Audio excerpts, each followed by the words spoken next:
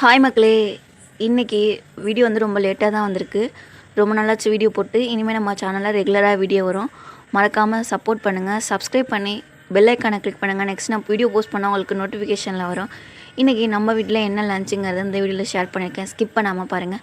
சுட சுட சாதம், இது கூட வந்து ஒரு சூப்பரான நல்ல புளிப்பாக நிறைய புளி போட்டு நிறைய மிளகாத்தூள் யூஸ் பண்ணி நல்ல காரமான ஒரு பருப்பு உருண்டை குழம்பு தான் செஞ்சுருக்கோம். உங்களுக்கு ரெசிபி தேவைப்பட்டால் சொல்லுங்கள், நெக்ஸ்ட் வீடியோவில் ஷேர் பண்ணுறேன். நீங்கள் என்ன லஞ்ச் சாப்பிட்டீங்கிறதையும் மறக்காமல் கமெண்டில் சொல்லுங்கள். ஒரு சூப்பரான ஒரு உருண்டை குழம்பு தான் செஞ்சுருக்கோம். இதுக்கப்புறம் நெக்ஸ்ட்டு வந்து பார்த்திங்க அப்படின்னா பாவக்காய் பொரியல்.